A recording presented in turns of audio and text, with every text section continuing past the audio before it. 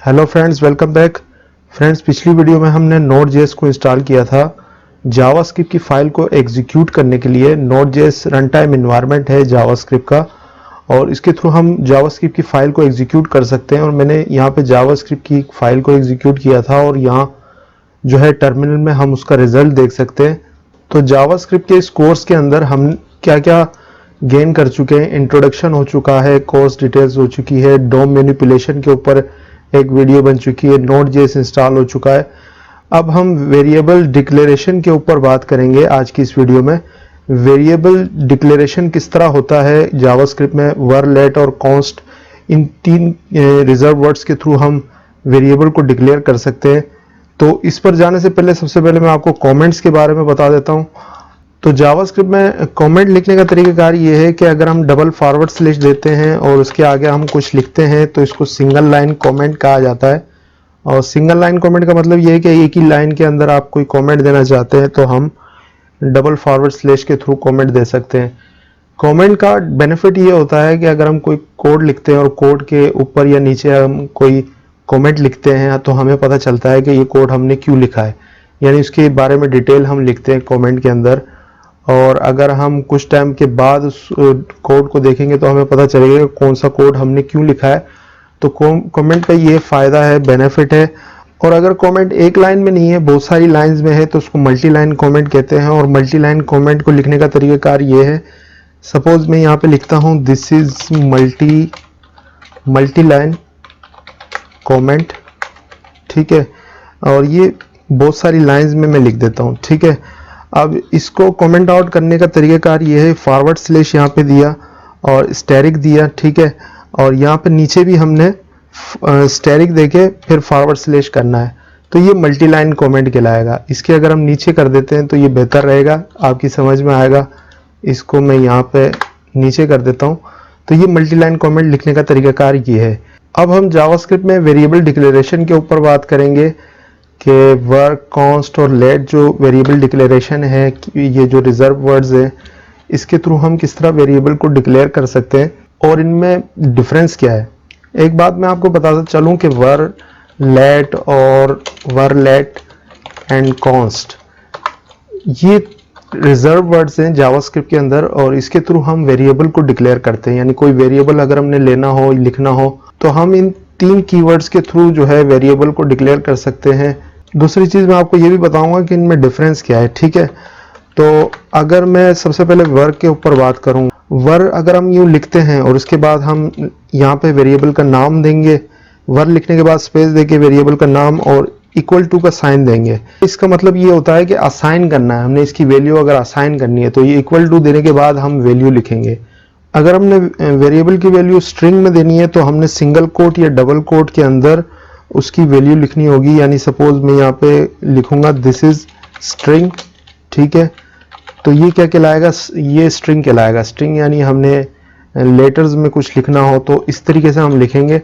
और अगर हमने नंबर देना हो किसी को, सपोज हम यहाँ पे लिखेंगे वर एक्स, ये एक और मैंने वेरिएबल डिक्लेयर कर रहा हूँ, और इसके अंदर मैं अगर नंबर देना चाहता हूँ तो नंबर देने के लिए मुझे सिंगल कोट या डबल कोट की ज़रूरत नहीं होती है, मैं सिंपली जो है नंबर लिखूंगा आगे। यहाँ मैंने देखे y लिखा, y को मैंने वैल्यू असाइन की है, दिस इज स्ट्रिंग, और ये मैंने डबल कोट के अंदर लिखा है, तो ये y के अंदर वैल्यू स्टोर हो गई। हमने वर x लिखा, 23 लिखा, तो 23 स्टोर हुआ x के अंदर। मैं इसको थोड़ा सा जूम कर लेता हूँ। जूम करने के बाद मैं क्या करता हूँ, यहाँ से इसको मैं रिमूव कर देता हूँ। ये जो ऊपर मैंने वर्ड डिक्लेयर किया था पिछली वीडियो में, हम यहाँ क्या करेंगे, कंसोल लिखेंगे। कंसोल लिखने के बाद डॉट लॉग लिखेंगे और क्या करेंगे, हम y लिखेंगे।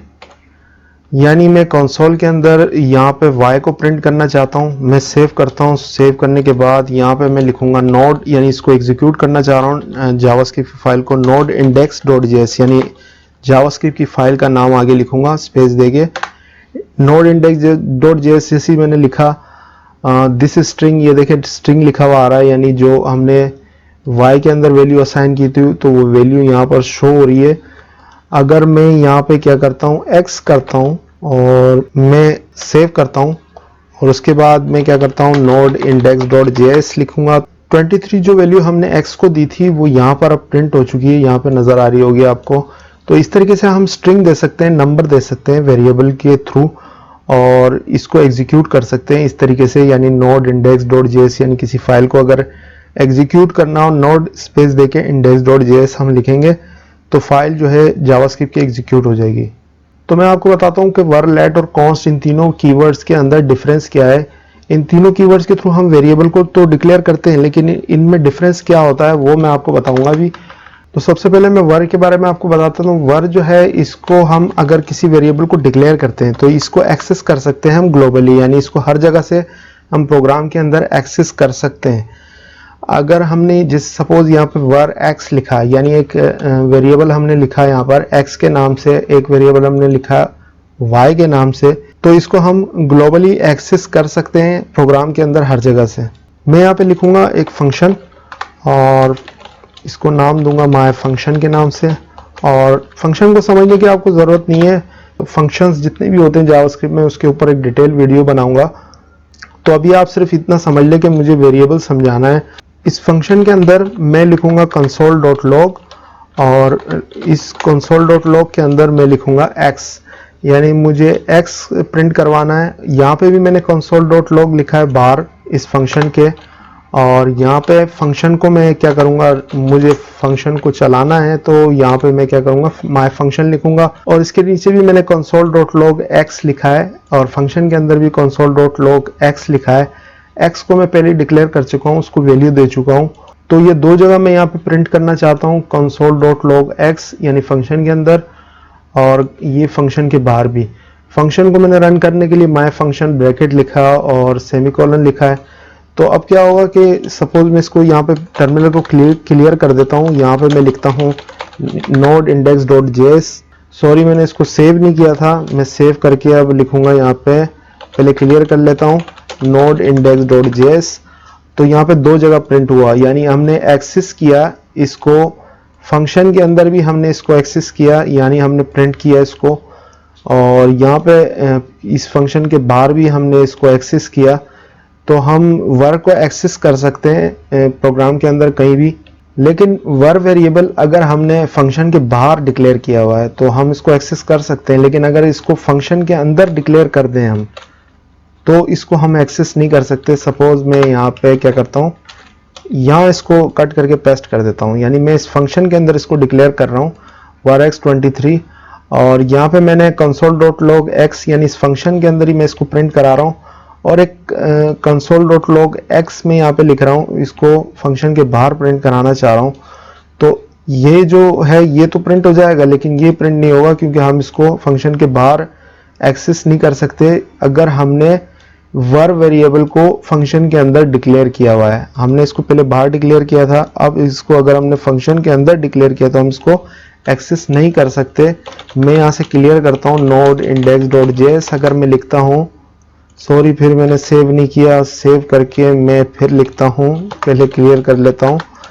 अब मैं लिखता हूँ node index.js। तो क्या हुआ देखें, यहाँ पे ये मुझे क्या दे रहा है, मुझे कह रहा है कि भाई यहाँ पे एरर बता रहा है। यहाँ इसने फंक्शन के अंदर की वैल्यू तो प्रिंट कर दी, अगर जहाँ हमने डिक्लेयर किया था इसको वो तो यहाँ पे प्रिंट कर दिया। इसके बाहर जो है ये यहाँ पे लिख रहा है x इज नॉट डिफाइंड, यानी x डिफाइंड नहीं है। ये एरर देगा अगर हम इनसाइड फंक्शन, अगर हमने वर्क को डिक्लेयर किया है और इसको हम एक्सेस करना चाहते हैं आउटसाइड द फंक्शन, तो हम इसको एक्सेस नहीं कर सकते, ये एरर देगा।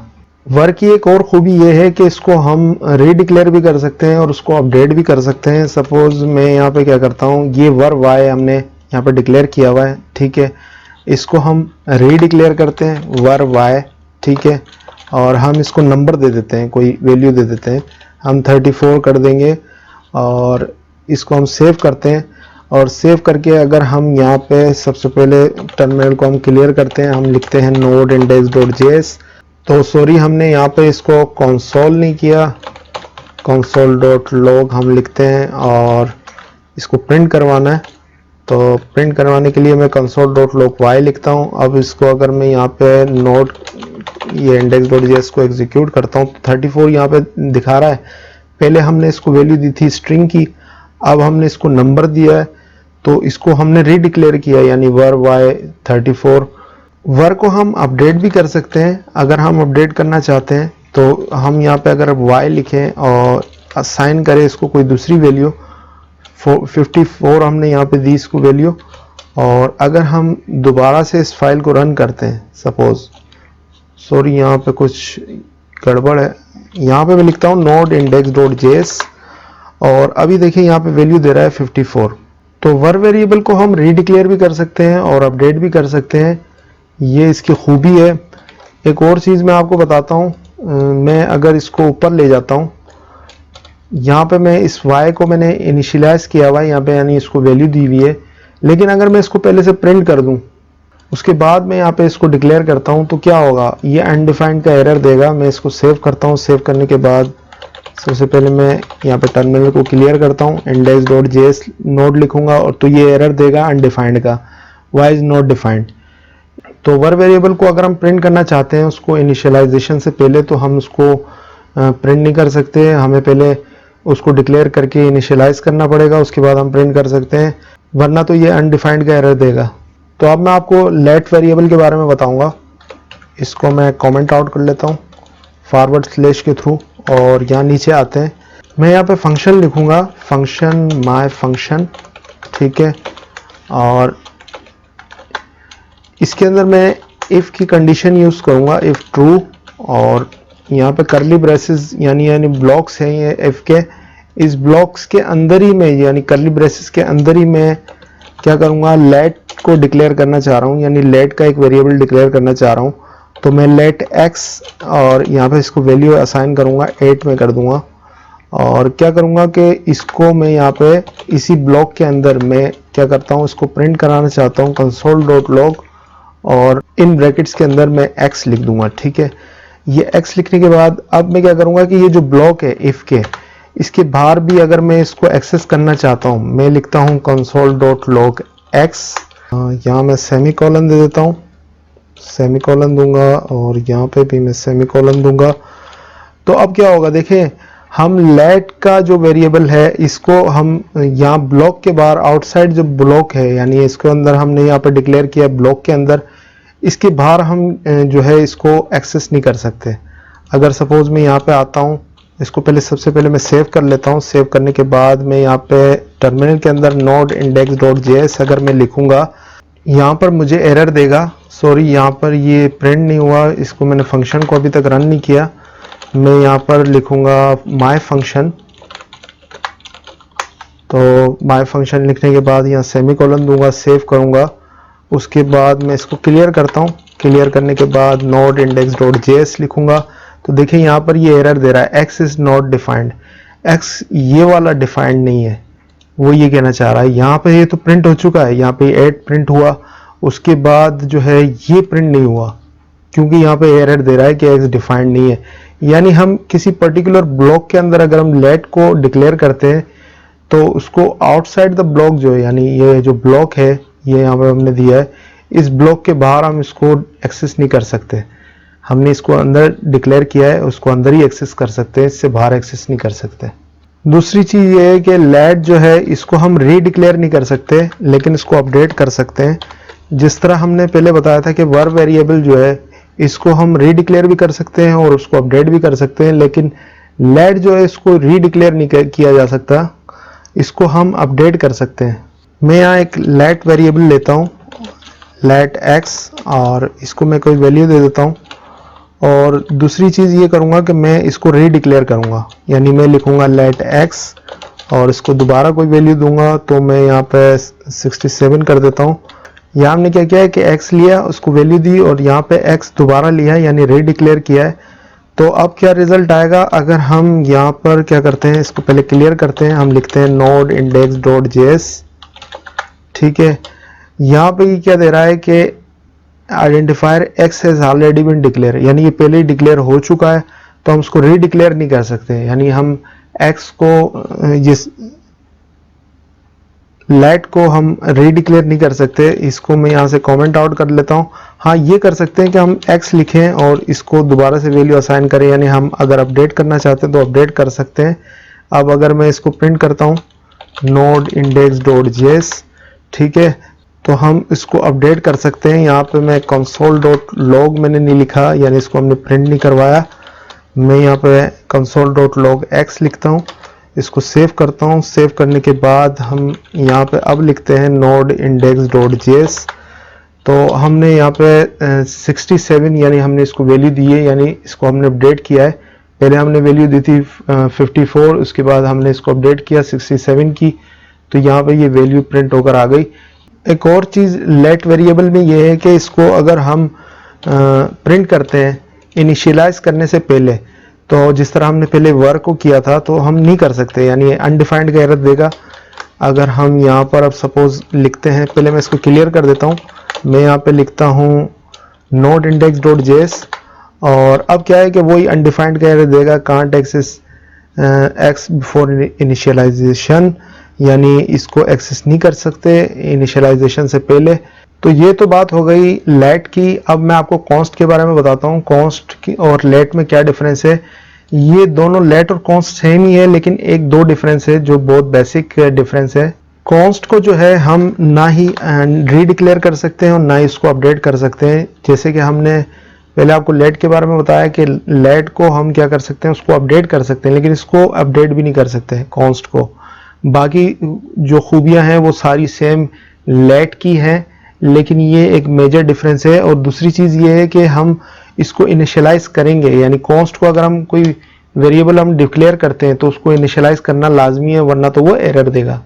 यहाँ सपोज हम क्या करते हैं, इसको कमेंट आउट करते हैं। कमेंट आउट करने के बाद मैं यहाँ पे कॉन्स्ट x लिखता हूँ, यानी मैं एक x वेरिएबल डिक्लेयर कर रहा हूँ कॉस्ट कीवर्ड के थ्रू, और इसको मैं कोई वैल्यू दे देता हूँ। मैं यहाँ पे 9 दे देता हूँ, और इसको अगर मैं अपडेट करना चाहता हूँ x, और इसको मैं अपडेट करता हूँ 10 करता हूँ, और क्या करूँगा, मैं इसको यहाँ पे प्रिंट आउट करा देता हूँ। सबसे पहले मैं प्रिंट आउट कराना भूल गया, console.log, और यहाँ पे मैं x लिखता हूँ और यहाँ सेमीकोलन दे देता हूँ, और यहाँ लिखता हूँ node index.js।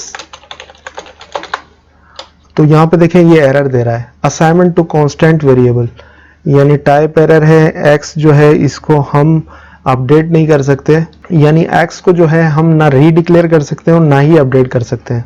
दूसरी बात ये है कि अगर आपने कॉन्स्ट वेरिएबल जिस तरह हमने यहाँ पे डिक्लेयर किया है, मैं अगर यहाँ पे कॉन्स्ट y लिखता हूँ तो इसको इनिशियलाइज भी करना पड़ेगा, यानी इसको हम वैल्यू भी असाइन करेंगे। अगर हम वैल्यू असाइन नहीं करते तो हमें ये एरर देगा। तो आई होप आपको जावास्क्रिप्ट के अंदर वेरिएबल डिक्लेरेशन और वर लेट कॉन्स्ट के बीच में डिफरेंस समझ में आ गया होगा। Thanks for watching. Next video में फिर मिलते हैं। Good bye.